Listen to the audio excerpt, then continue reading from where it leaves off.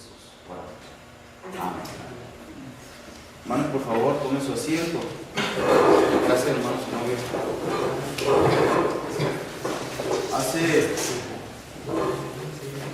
Hace como 2 años, hermanos, en nuestra iglesia estaba funcionando un centro de rehabilitación para personas drogadictas y personas alcohólicas. Y había un hombre especialmente que vivía cerca de esta calle, camino Cananeo, Jesús García. Vivía por aquí, por una casa cerca de aquí. Entonces entró este hombre para rehabilitarse en el alcoholismo y salió del centro de rehabilitación. Ya no quiso estar, quiso seguir tomando. Yo una vez lo encontré a él y lo invité otra vez a que se rehabilitara y que se arrepintiera, y no quiso. Me lo volví a encontrar otra vez al mismo hombre y no le dije nada. Y al siguiente día en el periódico salió que se ahorcó en su casa, en un árbol, el hombre. Entonces yo pude entender que yo debía hablarle a él, que yo debí de haberle dicho que había una solución para él, que Jesús era el único camino. Entendí que yo debía de haberle dicho que él debía de arrepentirse de sus pecados y que el único camino al cielo era por medio de Jesucristo. La única puerta al cielo era por medio de Jesucristo. Y no lo hice. Y estuve mucho tiempo pensando en esto.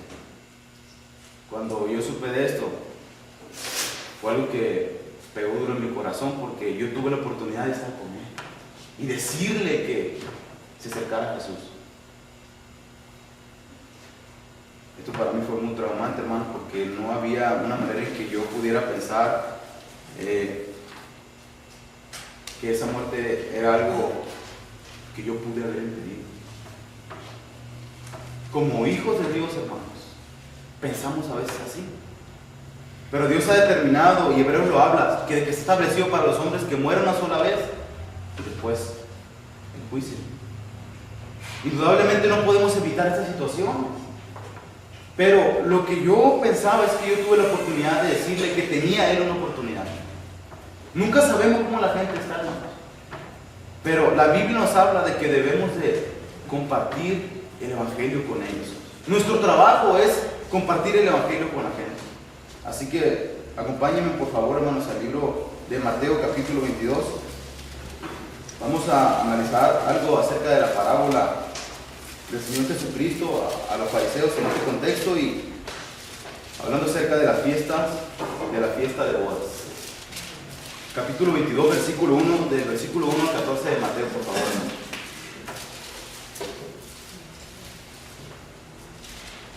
Dice: respondiendo Jesús les volvió a hablar en parábolas diciendo: el reino de los cielos es semejante a un rey que hizo fiesta de bodas a su hijo, y envió a sus siervos a llamar a los convidados a las bodas, mas estos no quisieron venir. Volvió a enviar otros siervos diciendo: decid a los convidados: he aquí, he preparado mi comida, mis toros y animales engordados han sido muertos, y todo está dispuesto, venid a las bodas. Versículo 5: mas ellos sin hacer caso se fueron, uno a su labranza y otro a sus negocios. Y otros, tomando a los siervos, los afrentaron y los mataron. Versículo 7: al oír el rey se enojó, y enviando su ejército destruyó a aquellos homicidas y quemó su ciudad. Entonces dijo a sus siervos: las bodas a la verdad están preparadas, mas los que fueron convidados no eran dignos. Id pues a la salida de los caminos, y llamad a las bodas a cuantos halléis. Y saliendo los siervos por los caminos, juntaron a todos los que hallaron juntamente, malos y buenos, y las bodas fueron llenas de convidados. Versículo 11: y entró el rey para ver los convidados, y vio ahí un hombre que no estaba vestido de boda, y le dijo: amigo, ¿cómo entraste aquí sin estar vestido de boda? Mas él enmudeció.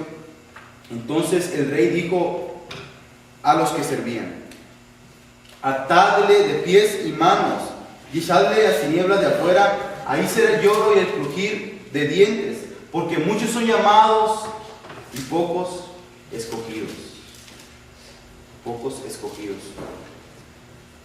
Este pasaje de Mateo, hermanos, es una parábola tremendamente para nosotros de enseñanza. Es una parábola que nos habla acerca de un rey que hizo una fiesta de bodas, en este caso a su hijo.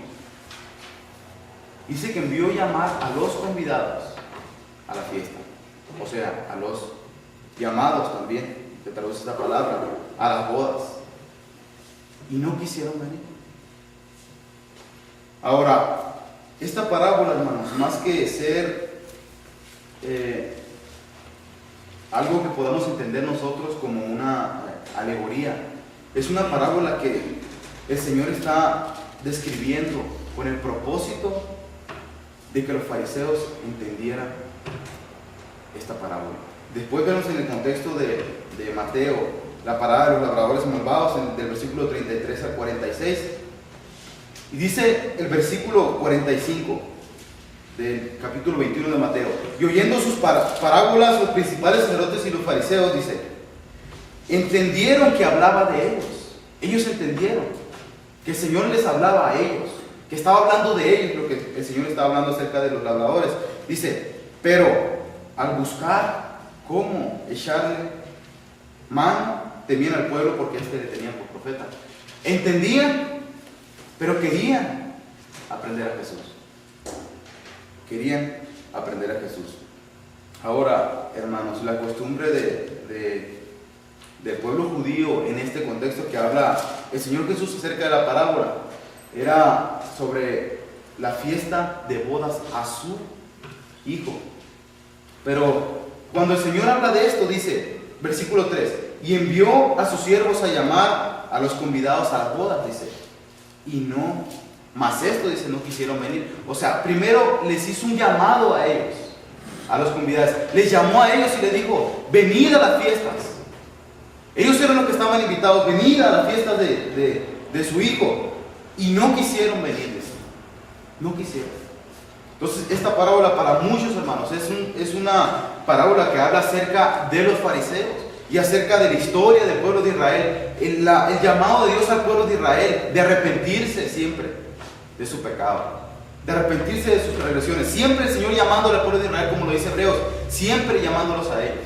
Ahora, hermanos, cuando la Biblia habla acerca de los llamados, en el capítulo 8 versículo 28 de Romanos, dice de esta manera, dice que todas las cosas les ayudan a bien a aquellos que han sido llamados conforme a su propósito. Es un pasaje que hemos escuchado mucho de él y hemos hablado mucho de él. Dice, sabemos que los que aman a Dios, todas las cosas les ayudan a bien. Esto es a los que conforme a su propósito son llamados, o sea, nosotros que hemos sido llamados a un propósito específico.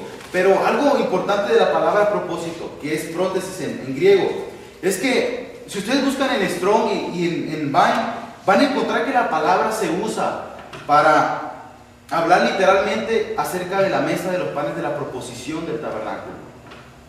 En Efesios, versículo 14, en Efesios, se habla acerca del propósito de Dios. Entonces, esta palabra no solamente es como el propósito que hacemos nosotros en un viaje de ir a algún lugar, es ir y tengo el propósito de visitar a mi pariente y estar con él y compartir el evangelio. Es el propósito que tengo, de estar con él. Pero vemos en el tabernáculo, y eso lo recordamos, en el lugar santo que estaba la mesa de los panes de la proposición, el candelabro, y luego estaba la mesa de los panes en este lado, si lo hacemos de esta manera, y el lugar santísimo aquí. Era para establecer la relación de Dios con el hombre. Vemos que también significaba la provisión de Dios al pueblo de Israel. Y hay muchos significados que se han dado acerca de eso, pero la palabra propósito, prótesis en griego, significa la mesa de los panes de la proposición. Entonces, ¿por qué lo compara esta palabra? al propósito de Dios con la relación del hombre. ¿Por qué lo hace de esta manera? Porque Dios, hermanos, siempre ha hablado al ser humano para tener una relación con él, con Adán, con Moisés, con Jacob. Siempre ha tenido una relación con el hombre.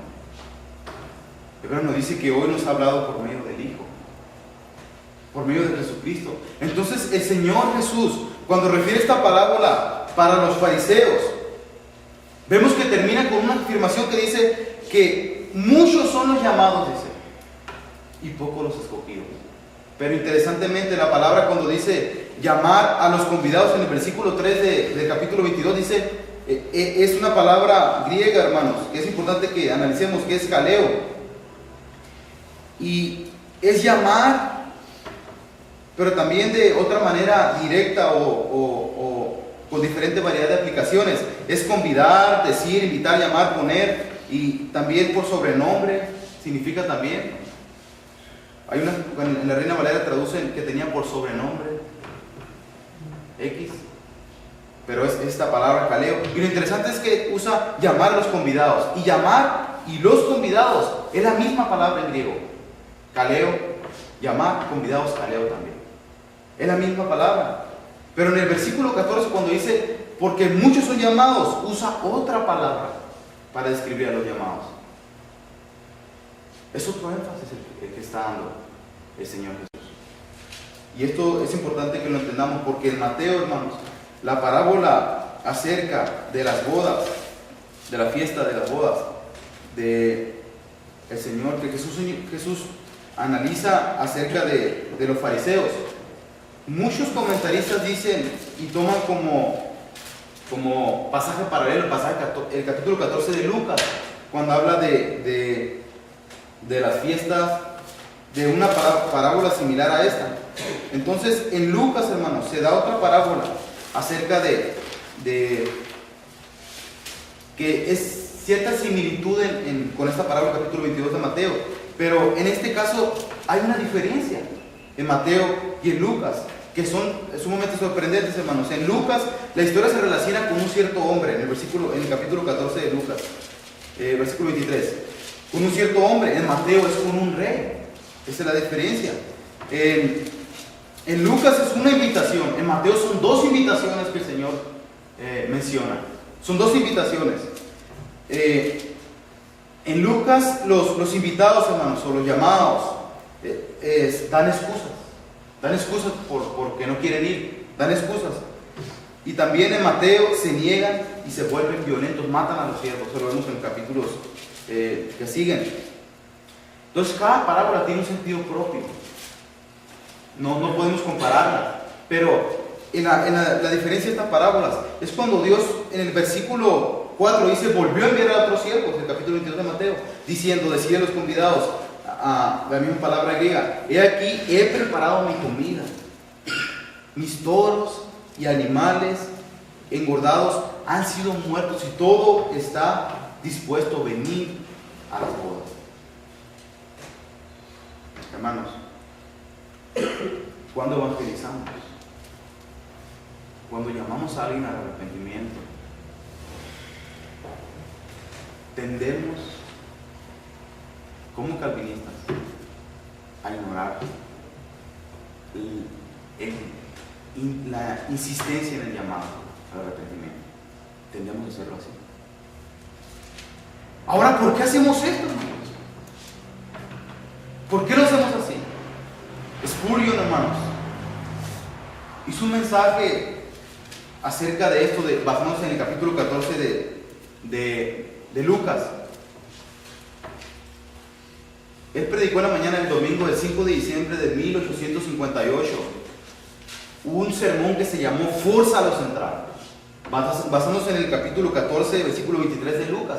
Entonces, él dice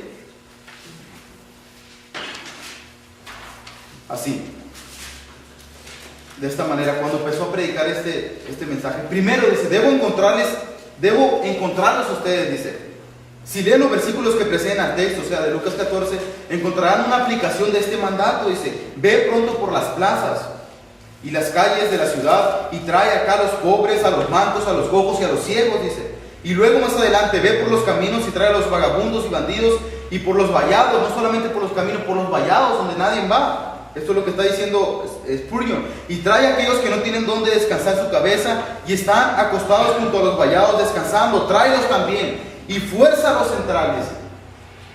Fuérzalos a entrar. Sí, los estoy viendo esta mañana, a ustedes los pobres, dice. A ustedes los pobres. Mi misión es forzarlos a entrar. Ustedes no tienen recursos, dice, pero esto no es una barrera para el reino de los cielos, pues Dios no ha excluido de su gracia al hombre que tiene frío y está cubierto de harapos y necesitado de pan. De hecho, si hubiera alguna distinción, estaría del lado de ustedes. Y sería en su beneficio, dice. A vosotros es enviada la palabra de esta salvación y a los pobres es anunciada el evangelio, dice. Es anunciada el evangelio. Luego también afirma en esta predicación que para leerla uno necesita 2 horas, solamente para leer esta predicación. En un párrafo dice: algún hipercalvinista me diría que estoy equivocado al hacer esto, dice, al decir esto. No puedo evitarlo, dice. No puedo evitarlo, dice, debo hacerlo, y puesto que al final debo estar ante mi juez, dice, siento que no tendré una prueba completa de mi ministerio, a menos que suplique con muchas lágrimas que ustedes quieran ser salvados. Que ustedes quieran mirar a Jesucristo y recibir su gloriosa salvación. Su gloriosa salvación. Entonces, hermanos, cuando evangelizamos, vamos y compartimos. Y hay personas renuentes siempre. Hay personas que rechazan y no quieren. Ahí lo dejamos. Ahí lo dejamos. Y el problema con doctrinas tan hermosas como estas, que cuando se enseña elección y soberanía de Dios, que son doctrinas que están siempre basadas en lo que nosotros hacemos, en lo que Dios siempre está al control de todas las cosas, eso lo vemos en el transcurso de toda la Escritura, es que hay por ahí personas, hipercalvinistas como dije ahorita, que o no evangelizan, o lo hacen de una manera superficial, y no llaman a la gente a que se arrepientan de sus pecados. No insisten en esto, hermanos. Y no insistimos en esto. No insistimos en que hay un pecado en él y que se arrepienta de lo que hace.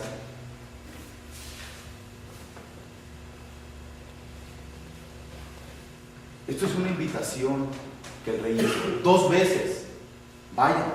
La segunda vez vemos en el versículo 5: mas ellos, sin hacer caso, se fueron, uno a su labranza y otro a su negocio, se apartaron, no quisieron hacer caso, no quisieron ir a las bodas.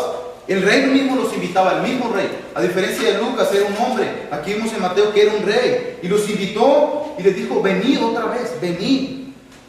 Dice: y otros, tomando los siervos, los afrentaron y los mataron. Al oír esto el rey, el versículo 7 de Mateo, dice, el capítulo 22, se enojó.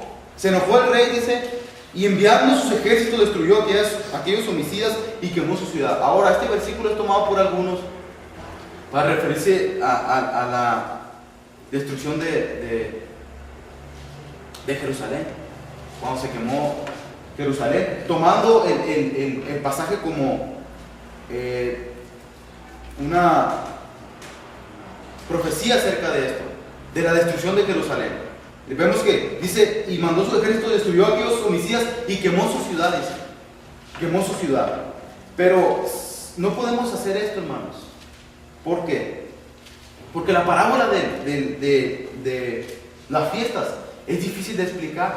Porque cuando tú llevas una secuencia en cuanto a, tomando en congruencia las parábolas pasadas de Jesucristo, acerca de los 2 hijos, del versículo 28 al 32, y otra parábola que refirió acerca de los lavadores malos, del versículo 33 al 46, y vuelve a referirles otra parábola a los fariseos. Lo mismo que hizo con Lucas capítulo 15, cuando quería enseñarles a ellos acerca del amor. 3 parábolas distintas, terminando con el hijo pródigo, enseñándoles acerca del amor del Padre. Entonces, algo muy, muy interesante. Y termina así. Después, en el versículo 15 de Mateo capítulo 22, dice: entonces ellos se fueron. Se fueron los fariseos y consultaron cómo comprender. No entendieron esto. No lo entendieron. Cuando un doctor, hermano, le dice a alguien, ¿sabes qué? Estuvimos analizando los estudios que te hiciste y hemos notado que tienes cáncer, que tienes SIDA. Cuando nosotros compartimos con la gente, ¿sabías que eres un pecador? ¿Sabías que tú eres un pecador? Lo hacemos tan superficial. Lo hacemos tan superficial. Y no quiere decir esto que nosotros no comprendamos esto, pero esto es tan importante para nosotros. Es tan importante porque cuando Jesús empezó a predicar, en el capítulo 4, versículo 17 de Mateo, dice, desde entonces Jesús comenzó a predicar, arrepentidos, dice, porque el reino de los cielos se ha acercado. Y luego terminando su ministerio en el capítulo 28 de Mateo, versículo 17, vamos a empezar el 17 al 28, dice, desde entonces comenzó, capítulo 28 y 17 dice, 18, y Jesús se acercó y les habló diciendo, toda potestad me es dada en el cielo y en la tierra. La gran comisión, versículo 19, por tanto id y haced discípulos, dice, a todas las naciones, bautizándolos en el nombre del Padre, del Hijo y del Espíritu Santo, enseñándoles, dice, que guarden todas las cosas que os he mandado. Y he aquí, yo estoy con vosotros, dice, todos los días hasta el fin del mundo. Punto. Amén. Así termina Mateo. A diferencia de esto, no dijo, miren los frutos de ellos y vean si son elegidos. No dijo esto. Dijo, vayan y prediquen. Eso fue lo que dijo Jesucristo. Ahora, no quiero decir con esto, hermanos, no me malentiendan con esta predicación. El libro de Apocalipsis dice que el libro de la vida del Cordero, desde antes de la fundación, estaba establecido. Lo sabemos, pero a nosotros nos corresponde compartir el Evangelio. No nos corresponde definir quién es y no es elegido. Eso no es cuestión de nosotros, eso es cuestión de Dios. Eso Dios lo sabe. Y punto. Ahí no debemos nosotros de decir, claro que nosotros vemos si no demostramos frutos de arrepentimiento. Claramente no estamos llevándonos este nombre. Examinaos a vosotros mismos, le dijo Pablo a los Corintios. Examínense vosotros mismos si están en lo correcto, parafraseando, si están en las Escrituras. Ahora esta parábola no solamente nos enseña, hermanos, de nuestra insistencia a aquellas personas que no conocen del Señor. No es bueno decir piensa como Calvino y vive como arminiano. No, se puede. Lo que pasa es que independientemente de esto que aprendemos y anhelamos y confiamos en Dios en estas enseñanzas, es que debemos de predicar, sea como pensemos. El mandato a nosotros predicar a la gente es de compartir el Evangelio. Es solamente eso. No debemos de hacerlo de otra manera. Es el medio que el Señor estableció. Ahora muchos se concentran en el capítulo 9 de Romanos y que sí, yo tendré misericordia de quien quiera tener misericordia y me compadeceré, como dice Deuteronomio, de quien quiera compadecerme. Pero en el capítulo 10 de Romanos dice, ¿y cómo irán si nadie les predica? ¿Cómo irán si nosotros no predicamos? No lo van a hacer, ¿no? Entonces, fíjense la responsabilidad que tenemos. Ahora, el hermano Jesús y algunos han predicado acerca de esto, del evangelio que se da a las personas, la oración que se les dice, y muchos creen que van al cielo porque son salvos, pero cuando estén delante del Señor, el Señor nos va a decir, apartado. Tenemos responsabilidad en lo que hacemos como predicadores, tenemos responsabilidad en cuanto a invitar a aquellos a arrepentimiento. Tenemos responsabilidad, no, claro que lo tenemos, en hacerlo correctamente como la Escritura lo afirma. Tales evangelios como prosperidad y diferentes tipos de cosas que se están predicando ahora, hermanos, han llevado a muchos a confundirse. Por eso es que la batalla más grande, es algo personal que tenemos, es en contra de la doctrina que en las iglesias está llevando a muchos al infierno. Debemos de predicar a la gente el verdadero arrepentimiento. Entonces, aquí cuando hace dos invitaciones, el rey, a ellos, se me va el tiempo, cuando da las dos invitaciones a ellos, dice, Que el rey oyó acerca de esto, envió sus ejércitos y destruyó aquella ciudad. Y dice, la quemó, es por eso que dije que esta referencia. Entonces dijo a sus siervos, las bodas a la verdad están preparadas. La primera afirmación fue una invitación. La segunda invitación, miren, tengo mis animales, he matado a mis toros, hay comida. Cuando compartimos el Evangelio, hermanos, nosotros sabemos que estamos aquí, cuáles son las bendiciones de estar en el Evangelio de la gracia. ¿Qué Dios nos ha dado? Tenemos una seguridad de la salvación. Vamos creciendo a un varón perfecto, a una meta, tenemos un propósito. Entonces no estamos haciendo nada en vano. Aunque pocos son fieles, hermanos, el libro de Mateo lo dice, capítulo 7, acerca de la puerta. Y la única puerta, hermanos, es Jesucristo. Pocos son los que la hay.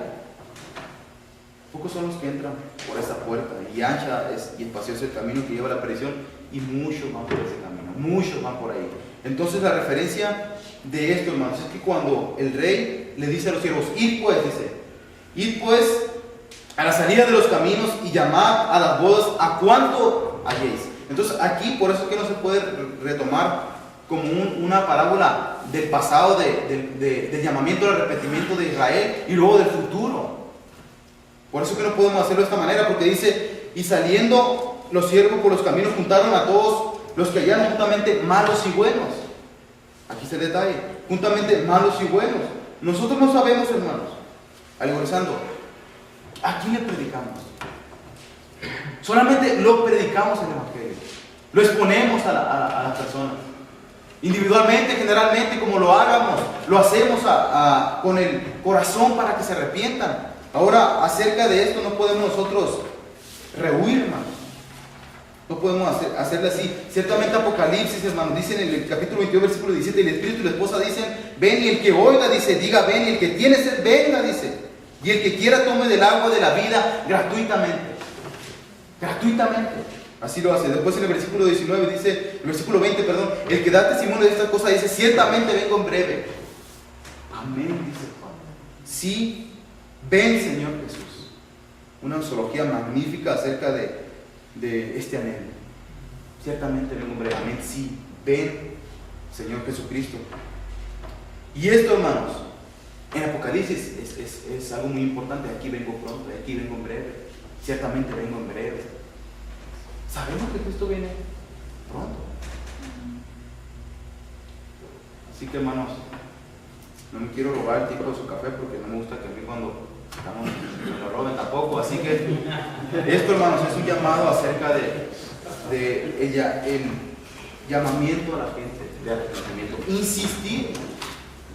Pero esto no quiere decir que lo hagamos como filitos, llamamientos que se han hecho en la historia, basados solamente en cuestiones necias, hermanos, solamente con el deseo de que la gente se convierta, se arrepienta. Porque aún en nuestras iglesias no sabemos si todos son salvos, no lo sabemos. Pero estamos llamados a hacer esto. No podemos rehuir al trabajo de evangelismo en llamar y forzar a entrar a la gente, como el Curio lo examinaba. Solamente quiero referir a la última palabra de pocos, muchos, porque muchos son llamados por los escogidos.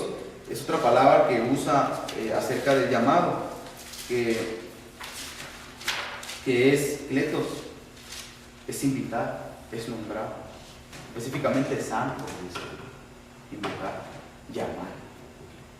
Muchos son llamados, muchos son invocados, pero pocos son los escogidos. Es aquí donde no depende de nosotros. Aquí está, pocos son los escogidos. Debemos de invitarlos, debemos de llamarlos. Vamos a orar, hermanos. Señor, te damos las gracias porque permites analizar, Señor, nuestra vida en esta situación, Señor. Padre, Señor, admiramos, Señor, las enseñanzas, Señor, de Calvino, que fue un hombre, Señor, que nos ha dado tanta, Señor, información acerca de tu soberanía, Señor, de tu cuidado hacia nosotros. Señor, descansamos en esto, Señor. Descansamos en que lo que hagamos, Señor, es para tu gloria, Señor. Padre, de ninguna manera somos justificados, pero, Señor, llévanos a hacer tu voluntad, Padre Santo. Hágase tu voluntad en el cielo, Señor, así como en la tierra, Señor.